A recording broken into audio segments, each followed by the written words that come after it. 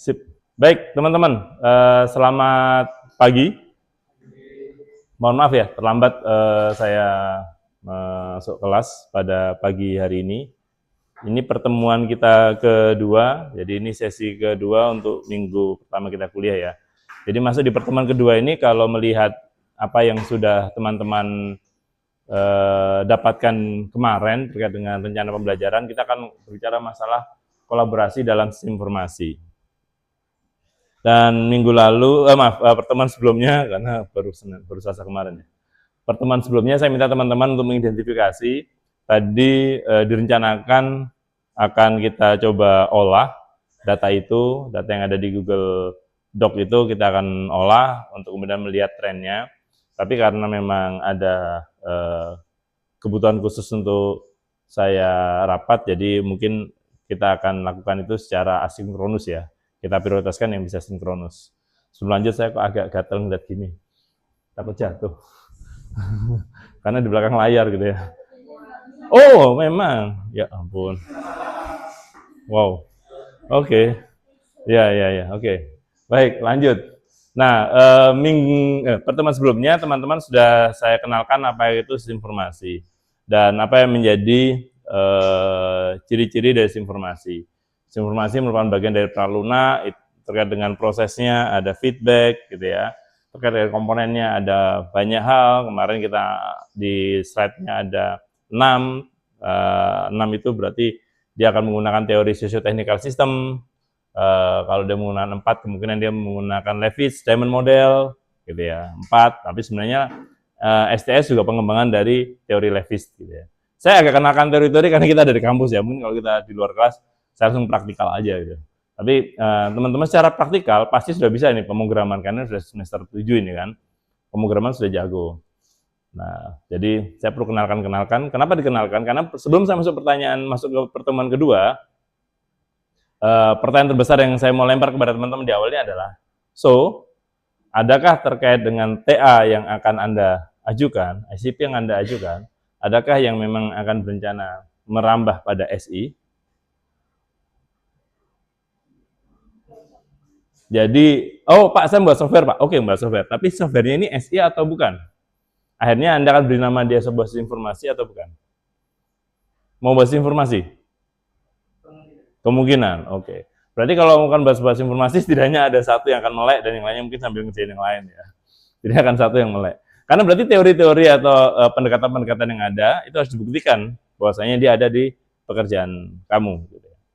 Nah, pada sesi ini kita akan lihat gitu ya bentuk-bentuk yang lain seperti apa. Jadi kolaborasi dalam SI ini ada dua pada akhirnya, bagaimana SI bisa membantu kolaborasi dan bagaimana jenis-jenis sistem informasi yang membantu kolaborasi.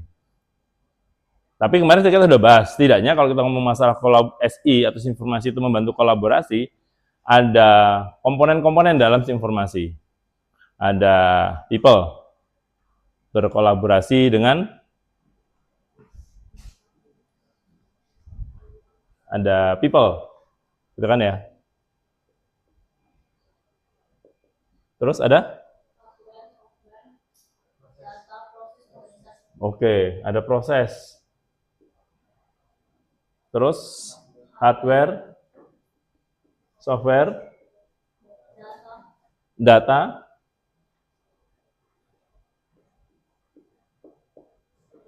organisasi. Ini teknologi. Nah, kelihatan big picture-nya teman-teman ya. Jadi dalam Levitz Diamond Model, teman-teman, dalam Levitz Diamond Model, nilai fit gitu ya. Dia mengatakan ada 4 komponen dalam informasi, yaitu adalah people, process, teknologi, organization, PPTO. Nah, teknologi ini yang berkaitan dengan hardware software, dan proses ini yang akan berkaitan dengan data. Karena prosesnya akan berhubungan dengan data apa, diolah menjadi data apa, bagaimana itu. Berkaitan dengan data ini proses. Jadi mengapa seperti ini tadi ya. Jadi kalau tadi yang digambar saya kan ada 1, 2, 3, 4. Ya. Nanti kalau ada satu lagi, ada yang menyebutkan dia tes. Tergantung, ada banyak teorinya. Ini terkait dengan komponennya. Terkait dengan people-nya, teman-teman, terkait dengan people-nya sendiri, itu bisa ada banyak hal, teman-teman, teori yang bisa diambil. Saat ini yang paling ngetren itu multi-stakeholder.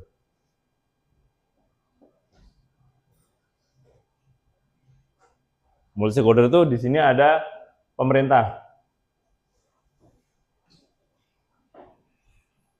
akademisi,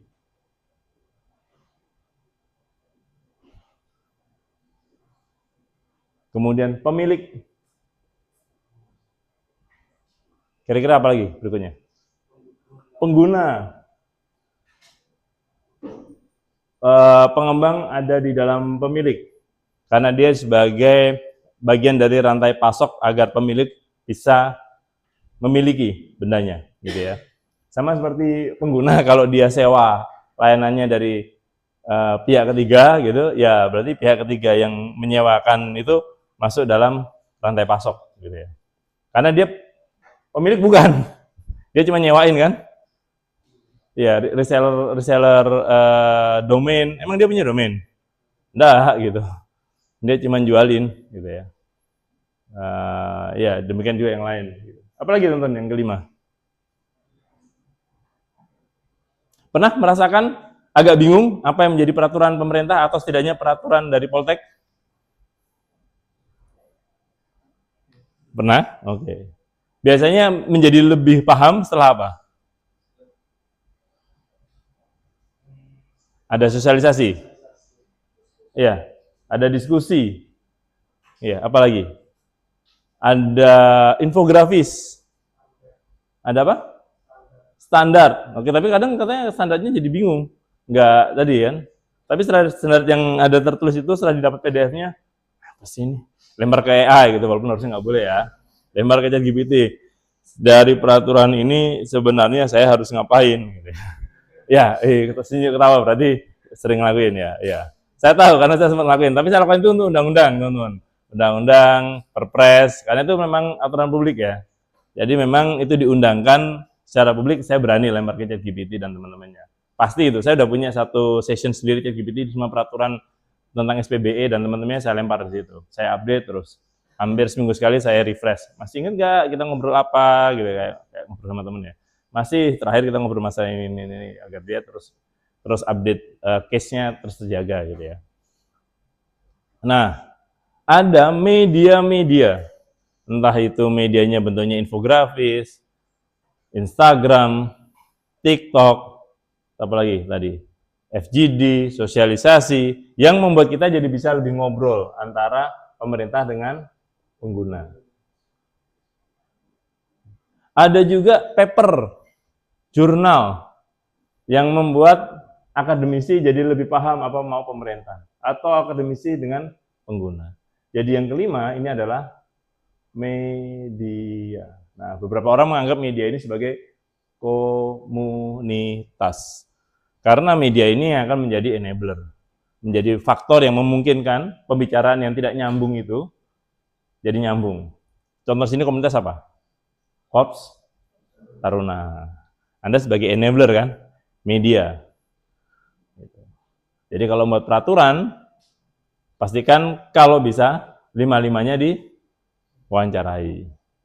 Terutama yang sudah mengambil SI. Ya. Jadi saat nanti teman-teman melakukan tugas mata kuliah kita, Pak saya hanya bisa 3 Pak.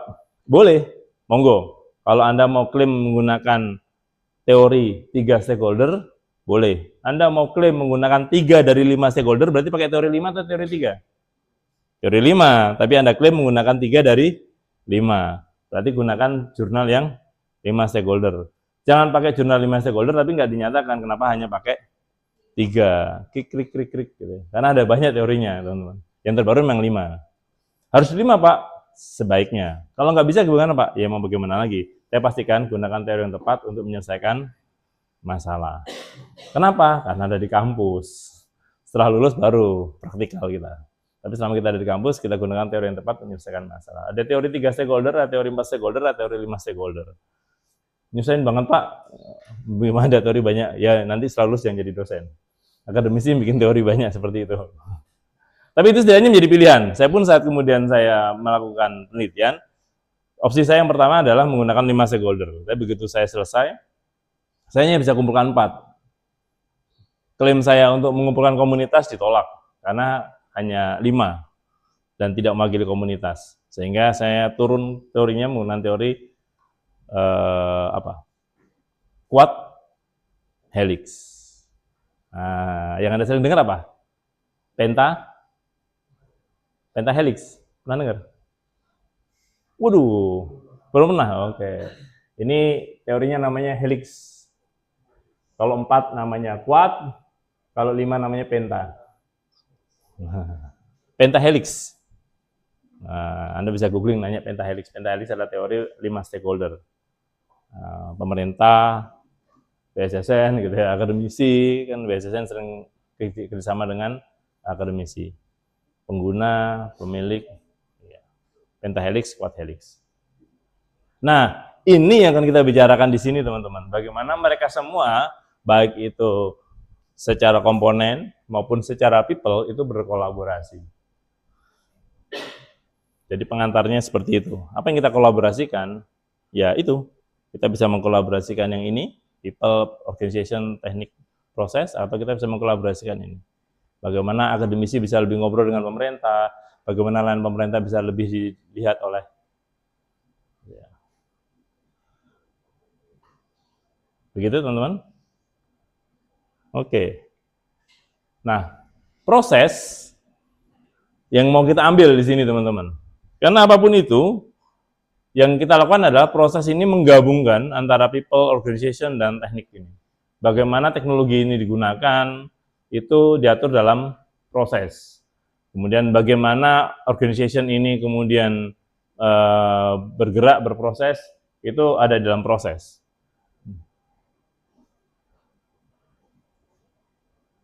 Jadi yang mau kita bahas adalah proses. Objektifnya adalah kita akan mendefinisikan, menjelaskan proses bisnis secara hubungannya dalam sistem informasi. Jadi kita akan coba identifikasi proses bisnis, teman-teman. Mengevaluasi peran sistem yang melayani berbagai tingkatan manajemen tadi. Tapi kita sudah bahas itu kemarin tingkatan manajemen, tapi kita akan coba lebih bahas sedikit dan menjelaskan bagaimana aplikasi perusahaan meningkatkan kinerja organisasi. Kinerja ya nanti teman-teman ya, nanti kita lihat. Kata kuncinya kinerja. Jadi kalau teman-teman, saya mau menjelaskan nih Pak, bagaimana agar kinerja organisasi meningkat, ada teorinya nanti gitu ya. Jadi nggak sekedar bahasanya, oh kalau pakai TI pasti efektif, no, belum tentu, belum tentu teman-teman, belum tentu gitu ya. Diskusi terakhir kita terkait dengan BPJS sudah, maaf BPJS siapa? Mobile JKN ya, nah itu sudah menjawab. Nah ini yang mengulang pertemuan sebelumnya teman-teman, bagaimana proses itu berjalan. Jadi berangkat dari sini. Kalau tadi ada 3 objektif hari ini, 30 menit ke depan, ini berkaitan dengan ini. Bagaimana accounting ini membutuhkan data dari sales. Dan kemudian dari sini, baru kemudian kita bisa meminta produk kepada production. Dan kalau dia hanya sekedar reseller, bukan reseller apa namanya? Kalau sekedar nitip pesan, reseller ya namanya, reseller ya, gitu. Reseller itu bahkan barangnya juga tidak di kita ya, iya. Distributor ya, bukan reseller. Apa namanya teman-teman? Dropshipper. Oh iya, dropshipper ya. Ya, kalau kita dropshipper maka kita langsung minta production, shipping produk ke pengguna sehingga invoice diterima, gitu. Bahkan kemudian invoice mungkin langsung ke sini ya, sehingga dikirim bersama dengan production. Ya kan? By system diunduh sebagai struk pengiriman oleh production, kemudian invoice dikirim bersamaan dengan produk oleh production. Sebagai dropshipper kita bahkan tidak pernah memiliki produk. Sistem yang akan di sini marketplace warna hijau yang ada sisi kitanya. Sementara ini perusahaan yang ada di jauh sana di Asia Timur, gitu ya. Sehingga saat kemudian kita dapat pesanan dari toko hijau atau toko orange, kita langsung dapat notifikasinya, kita langsung dapat notifikasi juga, langsung ternotifikasi juga saat kita approve, pembeliannya ternotifikasi kepada production di Timur, Asia Timur, kemudian dikirimkan ke pembeli. Simultan seperti itu ya. Sudah kelihatan terintegrasinya kan.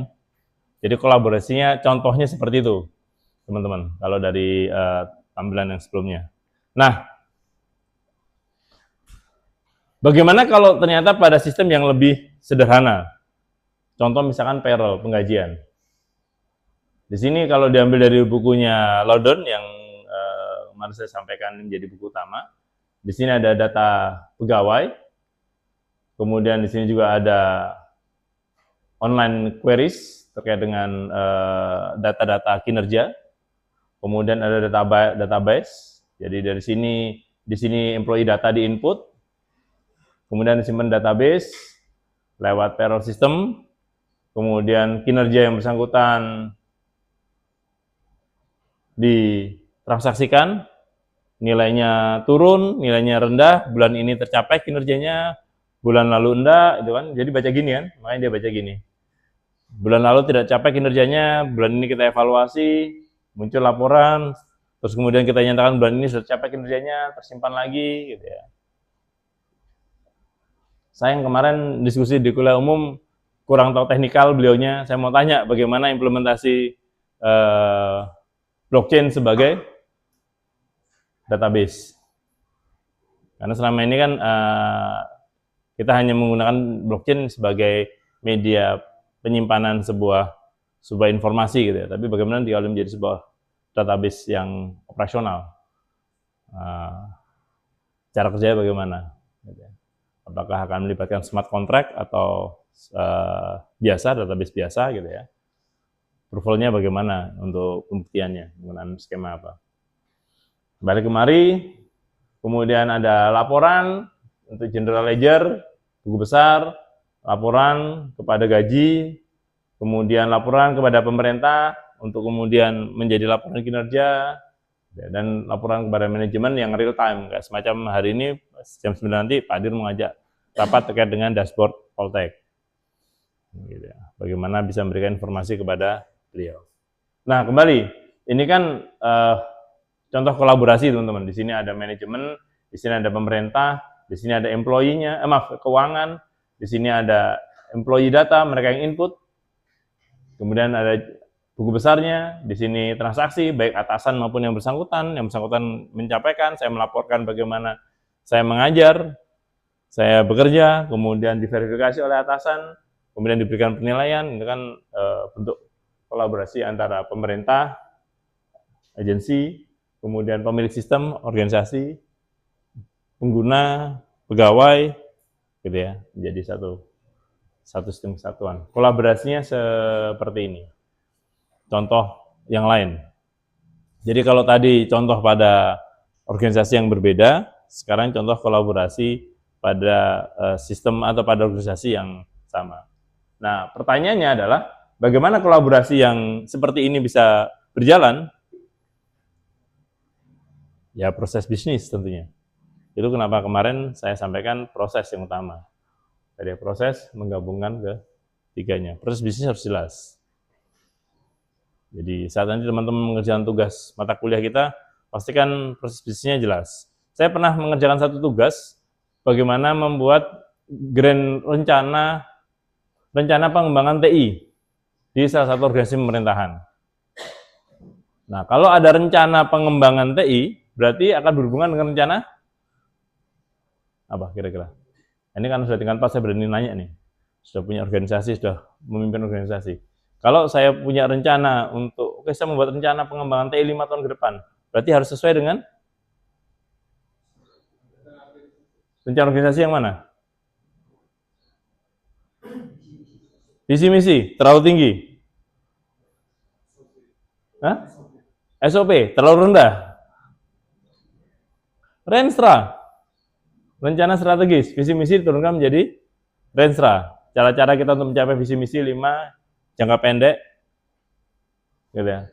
15 jangka menengah hingga 25 jangka panjang tahun ke depan. Ternyata organisasi tersebut belum punya Renstra, bubar deh. Akhirnya tugas mata kuliah cuma 4 SKS teman-teman, saya bikinin renstra buat organisasi.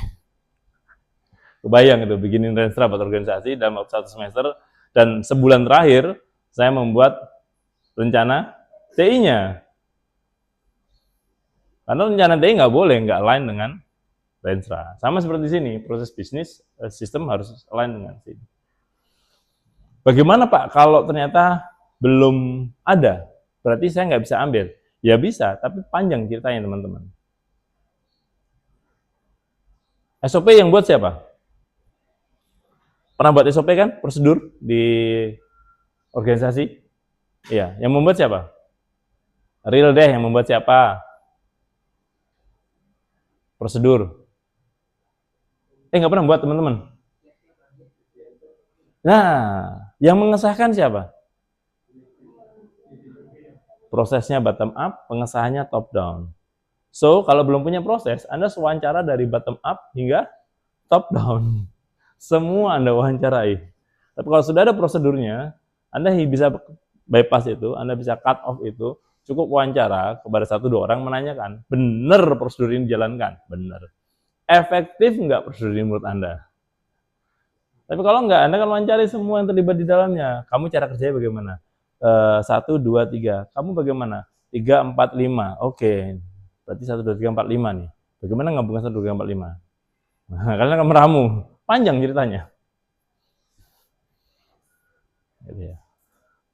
Pak, kalau gitu saya mau tugas kuliahnya cuma sistem sederhana aja deh. Sistem monitoring stok kantin teh papat. Ya, paling cuma beliau sendiri yang diwawancara ya kan, karena memang beliau yang menjadi. Tapi fungsinya buat apa? Nanti kan akan jadi pertanyaan. Kemarin pakai QRIS saja beliau bingung, gitu ya. Pakai QRIS saja bingung, gimana cara pakainya. Oke, teman-teman. Nah itu contohnya teman-teman, bagaimana prosedur, proses atau prosedur itu bisa menjadi hal yang penting dalam kolaborasi penggabungan ini. Nah, tadi di contoh sini kita sudah melihat ada berapa, ini kayaknya kebalik deh. Ding, ding, ding, ding, ding. Oh iya. TI-nya dari mana ya?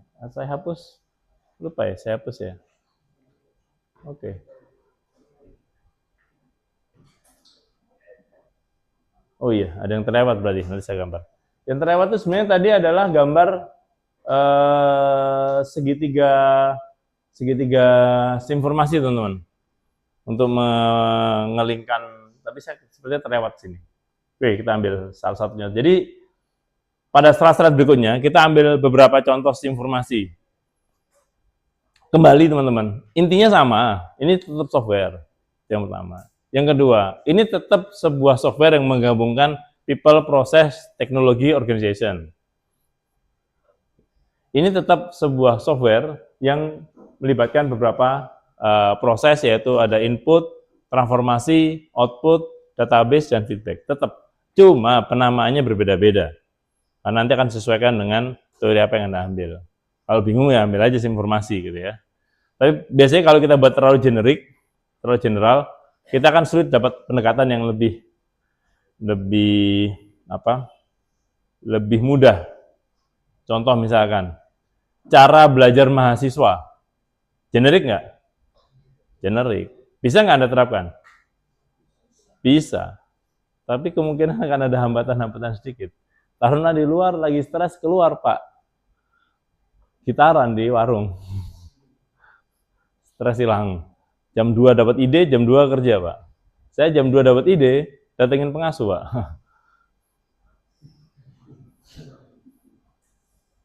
Ya. Jadi kalau teorinya terlalu generik, kadang tidak implementatif di dalam. Jadi maksudnya apa Pak? Ya berarti di sesi berikutnya, khususnya bagi teman-teman yang mau mengambil SI ataupun nanti rekan tugas kita, dilihat nih nanti berarti SI yang mau saya ambil kategorinya apa nih? Berarti cari pendekatan untuk kategori itu. Kita tonton ya. Bagaimana kalau saya ambil gelondongan saja Pak? Saya ngambil pengembangan pendekatannya perangkat lunak gitu. Ya boleh. Tapi tadi informasi kalau dikembangkan dengan pendekatan perangkat lunak, kemungkinan akan miss wawancara pada multi stakeholder. Bisnis intelijen kalau kemudian dikembangkan dengan pendekatan pralunak lebih jauh lagi miss-nya. Bisnis intelijen akan lebih enak kalau dikembangkan menggunakan pendekatan machine learning. Gitu ya. Kalau pendekatannya pendekatan informasi gimana Pak? Ya ketinggian, gitu ya. Maksudnya maaf terlalu generik, kurang pas. Nah, bisnis intelijen ini contoh status informasi. Dia ada bentuknya ada MIS, Management Information System, DSS, ESS. Gitu ya. Loh, ESS, Bapak kan bikin ESS. Bapak bilang ESS-nya pendekatannya informasi, bukan pendekatan machine learning. Ya, karena memang tadi, pada akhirnya yang saya kembangkan belum sampai implementasi machine learning.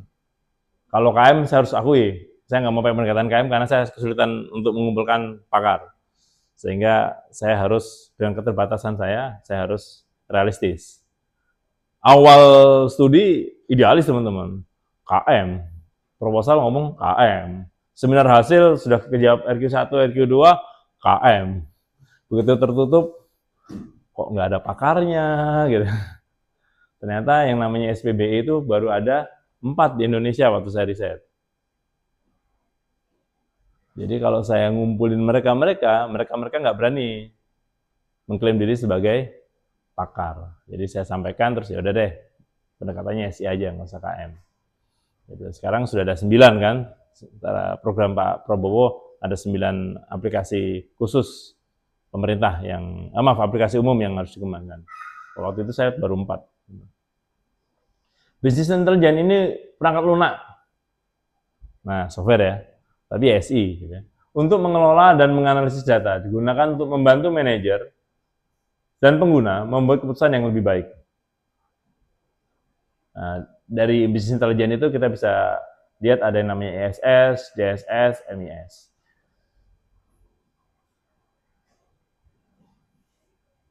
Ini sesi hari ini terinspirasi dari sewaktu kita mendiskusikan data lake, yang pada akhirnya terus buat apa menggunakan data lake gitu ya. Ya ini pendekatan lain untuk kita mengembangkan sistem berbasis AI.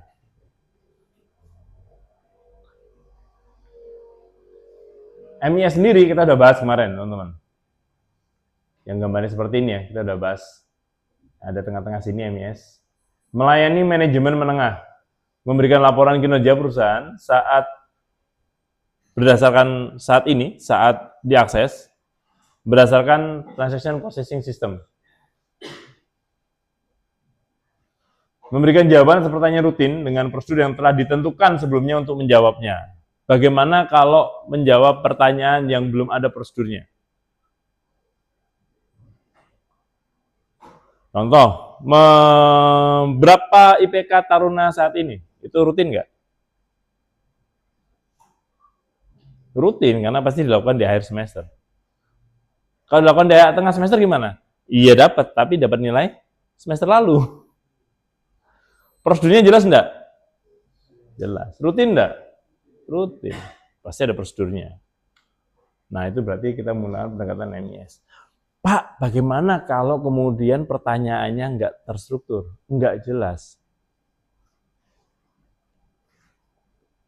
Saya mau mengirimkan mahasiswa ke Korea, cari yang nilai IPK-nya bagus, dan semester ini dari hasil tugas yang sudah dikumpulkan, nilainya memenuhi.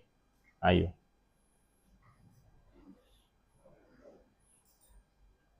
Sudah kebayang rumusnya? Sudah.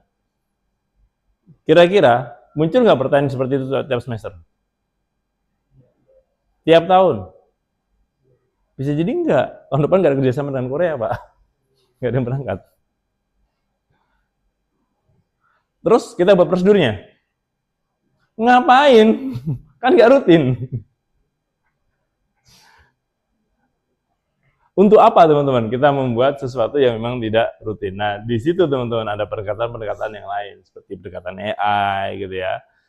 Nah, teman-teman yang kakak sana membuat chatbot untuk interface-nya, pendekatan machine learning, itu untuk seperti itu. Zaman dulu saya belum ada tren AI, yang kami lakukan apa? Export as Excel. Apa ya permasalahan yang belum bisa selesai dengan Excel? Nggak ada, cuman rumit aja. Tapi untuk sesuatu pekerjaan yang hanya dikerjakan sekali dalam seabad, sekali dalam setahun, layak nggak kita query pakai Excel? Kalau sekali setahun? Hah? Layak lah, sekali setahun. Tapi kalau kita tiap semester melakukan itu, janganlah, kurang lah gitu. Ini aja sekali setahun belum tentu, Pak. Kan tahun depan katanya belum tentu kita kerjasama dengan Korea. Tahun kedua, tahun ketiga ada kerjasama dengan Korea. Tahun keempat nggak boleh gini lagi, guys. Kita bikin menunya, kita bikin tombolnya. Gitu ya. Jadi jangan serta-merta semuanya langsung diotomatisasikan. Gitu ya. Itu kenapa prosedur. Bapak ingin laporannya berbentuk apa, Pak? Bapak ingin laporannya dibuat seperti apa, Pak?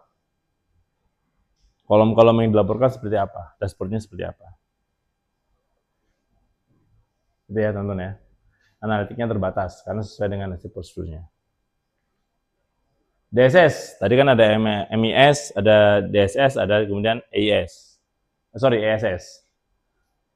Decision Support System namanya. Melayani manajemen tingkat menengah. Kalau tadi dia di sini dia memberikan dia manajemen tingkat menengah, di sini juga manajemen tingkat menengah. Mendukung pengambilan keputusan non rutin. Jadi ini pengguna atau pemilik data tidak terlibat kalau di DSS. Berbasis model, contohnya ada sistem estimasi perjalanan, berbasis data, analisis pemasaran.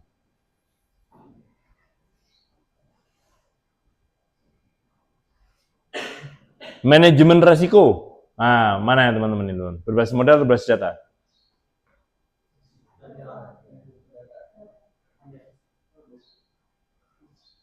Ya, kita gabungkan dua-duanya teman-teman ya. Karena kita munculkan yang biasa terjadi, sama kita buat model sehingga memprediksi apa yang resiko bisa terjadi. Gitu ya. Kalau dalam bahasa lebih lebih real, namanya ada case based dan ada rule based. Gitu ya. Jadi Anda bisa berbasis model atau berbasis data, dan atau mungkin gabungan dari keduanya. Laporan kinerja dashboard prestasi taruna data. Bagaimana dengan model? Ya kita lihat dari model, kita berarti menggunakan sebagai DSS, kira-kira di akhir semester ini, Mas Karzen bisa lulus dengan IPK yang sama atau tidak? Nah, itu based on model. Trennya. Nah, sekarang ada variabel baru kan, mengenai posisi di organisasi. Mempengaruhi atau tidak? Kelihatan. Nah, itu berbasis model. Kalau mau berbasis data, ya gitu-gitu aja. Kita jadi nggak melihat bahwasanya ada perubahan yang terjadi saat ini dan bisa mengacaukan data yang memang sudah kita miliki sebelumnya. DSS. Nggak usah diapalin teman-teman, ini sekedar insight aja bahasanya. Oke, menarik ini, berarti nanti saya bikin seperti ini. Oh ya, itu ada hubungan dengan ICP saya, berarti saya membahas seperti ini. Ini nggak ada apa-apa, tahan ngantuk. Nggak ada hubungan dengan ICP saya, tahan ngantuk. Ya. Tahan ngantuk Mas Latif ya? Ada ya? Oke, sip. Saya tadi kelihatan agak tahan ngantuk. Ya gimana? Iya. Oke. Pernah lihat model? Pasti bayangannya di catwalk ya? Iya. Nah, pernah ngelihat model yang di Ramayana? Manekin? Iya. Saat Anda ngelihat itu, Anda membayangkan saat beli baju itu, Anda akan seperti apa kan? Nah, itu model. Datanya bajunya tetap, tapi Anda tidak bisa membayangkan bagaimana itu terjadi kalau Anda cuma megang bajunya di tumpukan. Tapi saat baju itu digabungkan dengan celananya, digabungkan dengan scarf-nya, sepatunya, Anda membayangkan, oke, seperti itu. Jadi ada rumus memang. Untuk bisa membuat model memang ada rumus. Misalkan ada data terkait dengan nilai akademik, nilai kemahasiswaan, gitu ya, kesehatan. Nah, itu kemudian kita buat, oke, bobotnya berapa ini? Bobotnya berapa? sehingga kita bisa prediksi. Contoh yang sedang saya kembangkan dengan Mas Tegar, kita bisa memprediksi kalau kita membuat sistem, kemungkinan sistem kamu akan punya vulnerability di sini. Untuk itu kamu butuh memiliki itu. Karena kita punya modelnya. Gitu. Bayangannya seperti itu. Ya. Kalau data, cuman data. Oke. Data nilai akademik semester ini IPK-nya 3,7. Kemudian tidak pernah nilainya itu di bawah 3,5.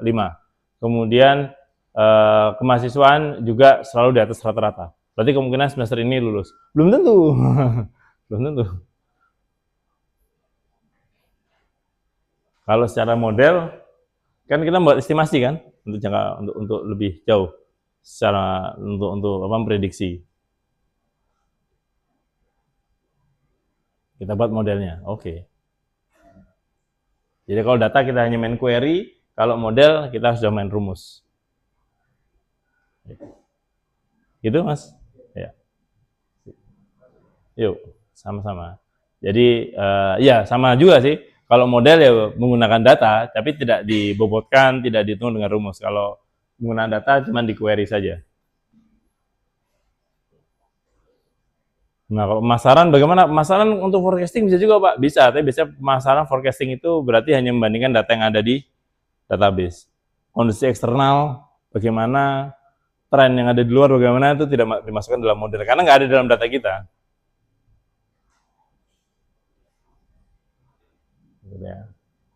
Oke. Nah, dengan sistem Dengan sistem yang tadi cukup kompleks, tadi saya ambil contoh 2 dari 3 ya, ada MIS, ada DSS.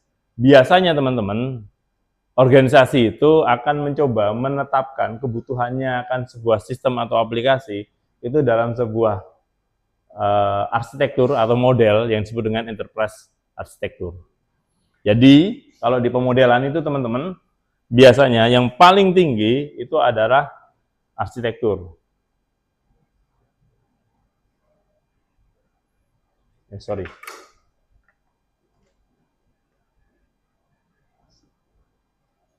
Framework, model, arsitektur,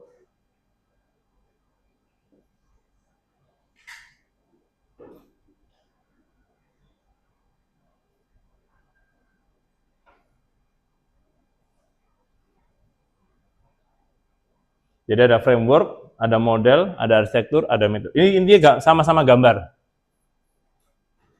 Sama-sama seperti inilah.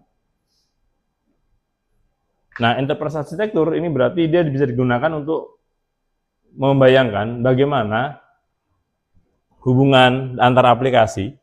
Ini ada sales, ini ada manufaktur, finance, HRD, hubungannya seperti apa? Kalau di level atas, level menengah, jadi nanti seperti ini berarti, kalau seperti ini berarti dari sektor seperti ini, berarti organisasi ini menggunakan KM sebagai dasar untuk menghubungkan antar unitnya. Ada aplikasi sales, ada aplikasi manufaktur, ada aplikasi finance, ada aplikasi human, semuanya digabungkan sebagai sebuah knowledge management system. Baru kemudian di atas, dia ada supply chain management untuk menggabungkan data di level menengah, kemudian keluar. Berarti bagaimana Pak kalau saya membuat sebuah sales and marketing application, aplikasi penjualannya? Berarti aplikasi penjualannya disusun sebagai sebuah TPS atau transaction processing system untuk mendukung KM-nya. Berarti nanti sistemnya akan dirancang. Bagaimana Pak maksudnya Pak? Maksudnya begini.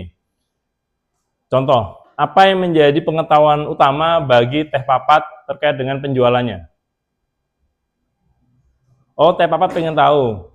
Teh Papat itu pengetahuan utamanya yang penting bagi Teh Papat adalah kapan Taruna diizinkan jajan. Gitu ya. Nah, maka pengetahuan itu harus masuk dalam inputan settingan ini. Itu penting gitu ya. Rapat-rapat kantor, acara-acara besar BSSN, itu penting, 3 hal penting yang menjadi pengetahuan bagi Teh Papat. Nah, maka setting field itu harus ada di sini, karena nanti dia akan di-query sebagai sebuah knowledge management. Ini bagi penjualan, sehingga saat kemudian ini disetting, oh sales marketing, penjualan di hari Rabu. Hari Rabu ada 80, penjualan di hari Kamis 100. KM-nya apa? Oh, penonton pentingnya adalah tadi, hari Rabu jam siar 80, hari Kamis 100, tidak ada apa-apa. Hari Jumat, boleh jajan kan Jumat? Iya, 20. Loh, kok 20? Ternyata ada penugasan ke BSSN. Nah, tadi ada field apa yang terjadi hari itu, sehingga bisa menjadi knowledge. Nah, tadi teman-teman, itu kenapa menjadi dilema saya, sewaktu saya menanyakan kepada orang-orang yang terlibat di SPBE, Pak, knowledge-nya apa nih? Nah, itu panjang ceritanya, ya, karena nggak ada yang pakar. Gitu ya. Maksudnya mereka semua pemula untuk SPBE ini. Di tahun 2020 masih pemula semua. Sehingga saya nggak berani menggunakan pendekatan sistem pakar, karena nggak ada yang berani mengklaim diri sebagai pakar di situ.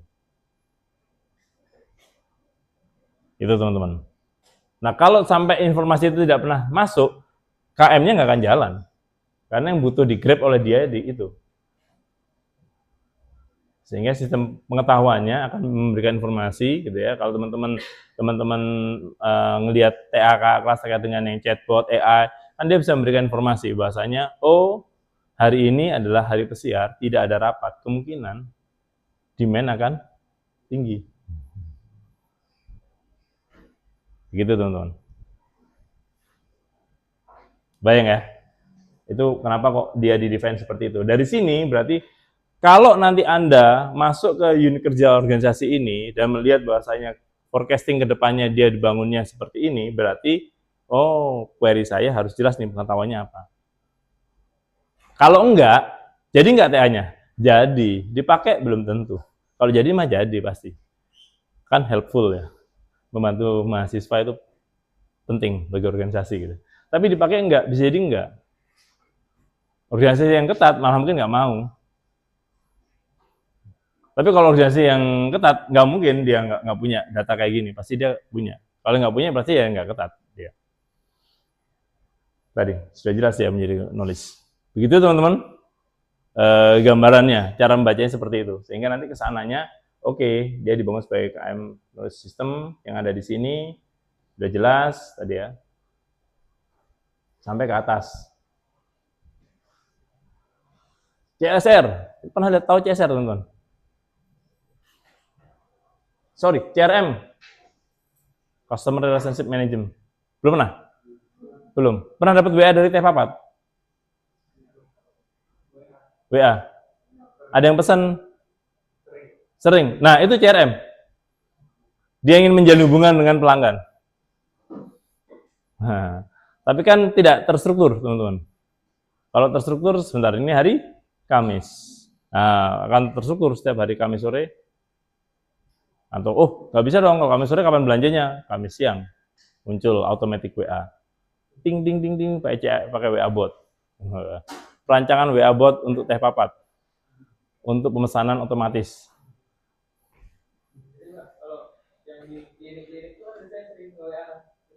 CRM. Ya, saya dulu pernah buat iya, maksud CRM. Teknologinya bot. Nama solusinya CRM. Teknologinya WhatsApp. Teknologinya website gitu ya. Ada juga aplikasi CRM yang memang dia mengirim email melalui registrasi website gitu ya. Gitu. Notifikasi, tapi biasanya dia akan mengukur ya. Maksudnya notifikasi itu CRM-nya efektif atau tidak. Notifikasi di saat kita login gitu ya. Oh iya.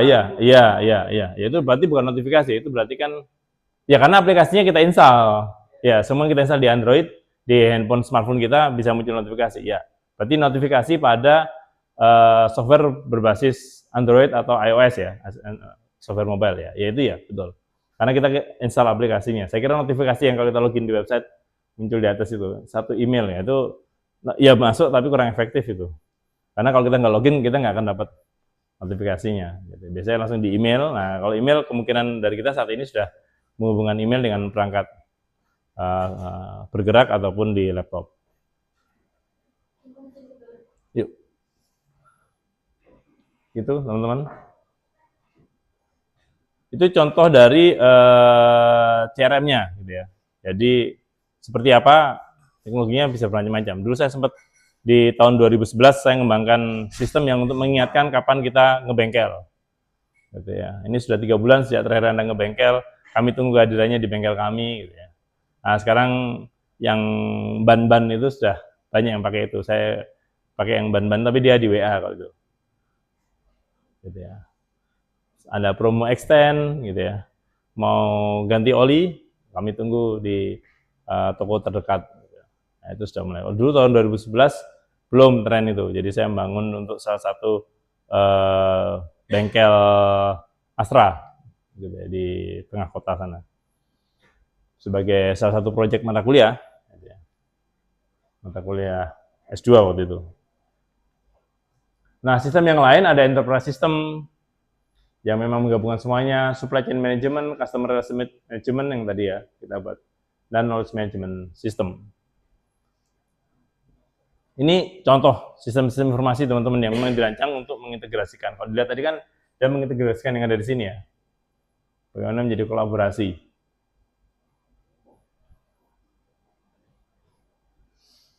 Nah, bagaimana akhirnya yang menjadi kolaborasi itu bisa meningkatkan atau meningkatkan kinerja atau menjaga efisiensi dari organisasi.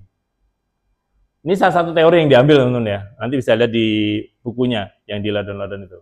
Yang namanya kinerja itu dipengaruhi oleh budaya keterbukaan, desentralisasi, kolaborasi. Itu terkait dengan capability, kemampuan. Yang kedua, teknologi. Jadi kemampuan organisasinya secara organisasi dan secara teknologinya. Secara teknologi itu dipengaruhi oleh implementasi dan operasional teknologi dan strategi. Penggunaan teknologi untuk operasional strategis organisasi. Jadi kalau saya ingin mengukur nih, apakah informasi saya ini mempengaruhi kinerja perusahaan atau tidak menurut teori ini, berarti Anda lihat sistem yang Anda buat itu seperti apa. Digunakan tidak? Mempengaruhi tidak secara strategis? Digunakan atau tidak? Atau saya ingin mencari gap nih untuk kemudian menyatakan bahwasanya organisasi ini kurang berkinerja. Dilihat nih, masalahnya di mana? Masalahnya adalah ternyata dia sentralisasi. Berarti ada di sini kan? Berarti Anda menyelesaikan masalah di sini, belum tentu berhubungan dengan teknologi. Tapi ada teknologi yang bisa membantu desentralisasi, teman-teman. Groupware, open workspace. Ya, membantu desentralisasi. Agak susah desentralisasi karena agak repot. Saya harus jalan ke ruang PMK, ke depan dengan Pak Dir. Kalau rapat harus ke sana, koordinasi, ngasih instruksi ke Sawangan. Gitu ya. Tapi kalau kita menggunakan open groupware, menggunakan open workspace, kita bisa dengan mudah bisa.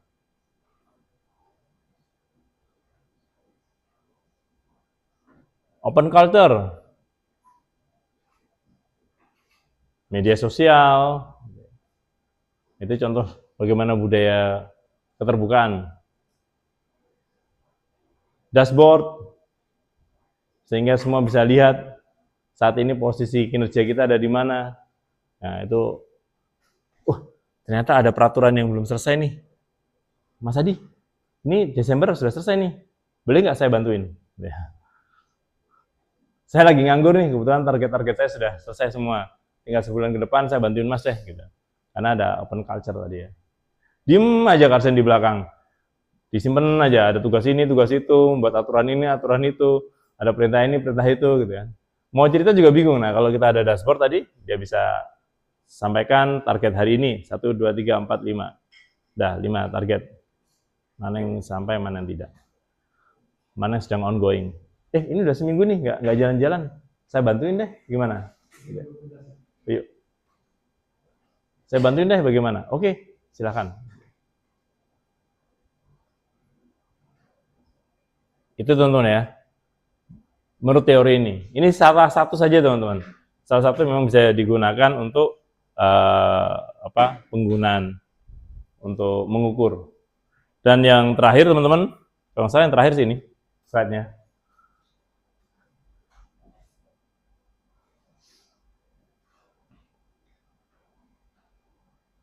Untuk kemudian kalau ada masalahnya adalah masalah kolaborasi, sistem informasi ini kan kebanyakan masalah yang diselesaikan adalah masalah kolaborasi, masalah berbagi informasi. Nah, kita bisa lihat nih, contoh misalkan, Pak, kita di kelas akan ada yang berangkat ke Korea, Pak.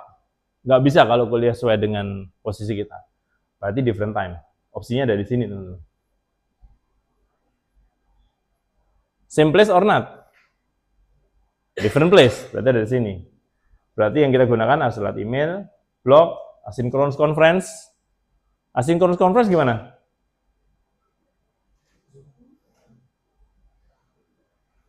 Zoom? Zoom? Asynchronous conference bagaimana, teman-teman? Live stream? Synchronous kan live. Konten YouTube saya itu asynchronous conference, teman-teman. Kenapa saya buat? Karena saya sadar ada teman-teman yang akan kuliah dari Korea, akan berangkat ke Korea. Sehingga saya pilih ada di sini karena ini different time and different place. Kalau saya ambil opsinya di sini, maksa saya. Menurut teori yang ada seperti ini. Grup kalender, tugas grup, LMS-nya saya buat. Lihat video pembelajaran saya dari YouTube, kemudian kerjakan tugas yang ada di LMS. Kumpulkan. Sekarang sudah ada asisten yang akan membantu saya mengingatkan, guys, belum ngumpulin loh, gitu ya. Asisten ternyata tugasnya cuma itu, teman-teman. Kalau di Camilo, ya enak dia, cuma inget-ingetin aja. Tapi sebenarnya saya nggak perlu ingetin lagi. Kalau ada yang ngumpulin, dia yang salah, gitu ya. Nah, ini teman-teman, ini collaboration. Salah satu contoh. Contoh yang lain, kalau nanti Anda tertarik, ada yang lain. Contoh misalkan, kolaborasi antar user. User mana yang memang kita akan maintain setiap saat kita ada perubahan sistem, user mana yang kemudian kita minta izin sebelum merubah sistem, dan user mana yang sekedar kita laporkan. Gitu. Jadi 4 biasanya. Yang kita acuhkan, nggak perlu kita infokan, yang kita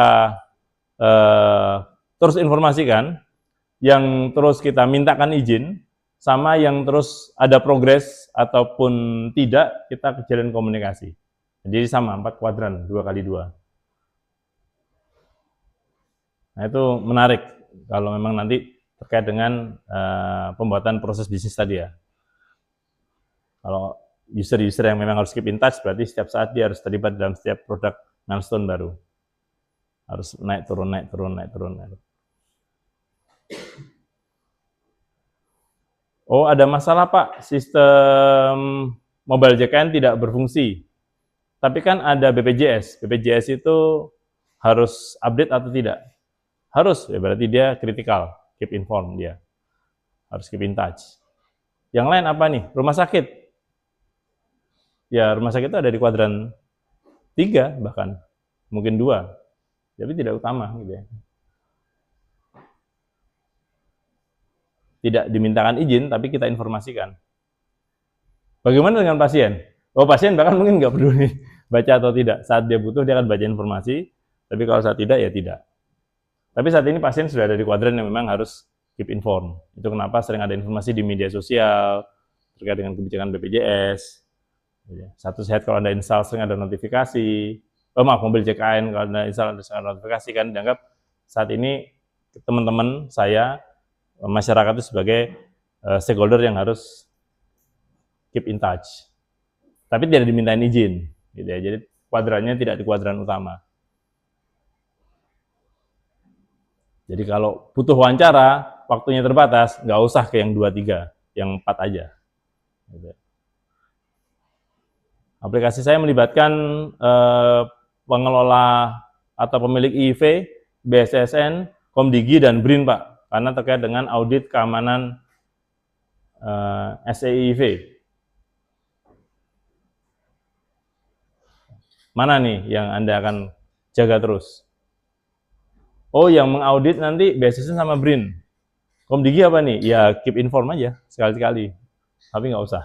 Tapi kalau dengan BSSN dengan BRIN, karena akan buat aplikasi kan, maka harus pastikan cara Anda mengaudit bagaimana, hai BSSN. Cara Anda mengaudit bagaimana, hai BRIN. Oh, seperti ini. Oh ya, itu yang Anda terapkan.